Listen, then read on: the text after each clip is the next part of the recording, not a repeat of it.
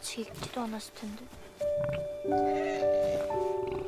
So, just to reiterate, we're looking at the 4-mark question from the VCAR sample exam that asks us to explain how ideology can shape media narratives. Like I said, it's a vague, ambiguous question. Is it asking how ideology can shape media narratives due to the ideological lens and beliefs that the director has inserted into the film? Or is it asking how ideology can shape media narratives based on the way in which those beliefs are received and interpreted by the audience as a result of their own personal belief systems? Or, in the case of the film Okja, is it asking how ideology can shape media narratives due to the institutional context of the fact that the film was released via Netflix rather than on cinema screens? It could be all of these, and we need to know all of these, but we'll need to make a choice before we eventually answer the question. So let's look at institutional context first. Bong Joon-ho, the director and co-writer of Okja, has been pretty open about the strong vegan ideologies present in the film. We'll get to that in more detail a little later. But it's interesting to think about that when we consider the fact that Okja didn't receive a cinema release and was only released on Netflix. This caused great angst at the Cannes Film Festival, where Okja was screened by those who believed that a film was only truly worthy for selection if it had been consumed by an audience in a large theatre in front of a big screen. But the really interesting part of this is that Netflix has algorithms that are updated daily to essentially push content towards users who are more likely to have an interest in seeing it. So, if you say have a Netflix history that includes positive ratings of films like What the Health and Cowspiracy, it would be very likely that Netflix would ensure that you were aware of a film like Okja, a film with strong veganistic views, via the banner ads that appear at the top of the screen when you log in, via the you may also like suggestion bar, and if you like that film, then you may like this film bar.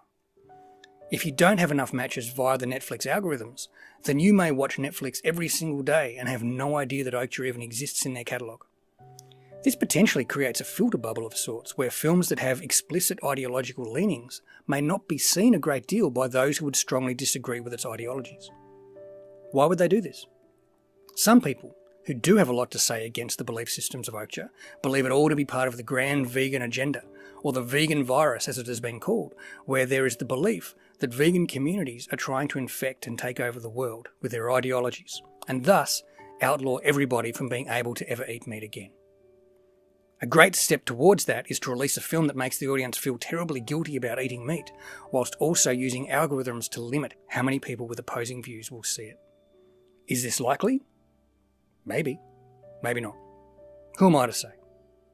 But on that point, it does raise another interesting concept.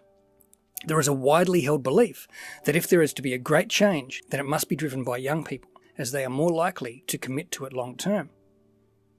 If we look at some stats about veganism, 84% of vegans have claimed that they are vegan for moral reasons.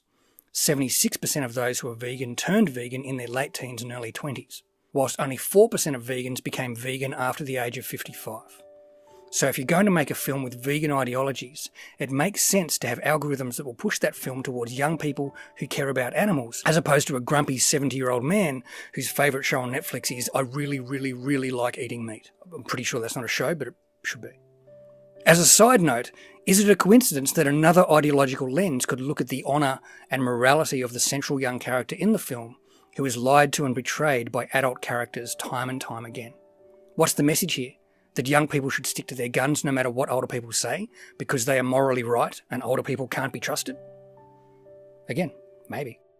But it's an interesting thought to consider in the realm of how the institutional context of ideologies and their construction can shape media narratives. In the next clip, we'll look at codes and conventions and what role they play in the construction of ideologies in film.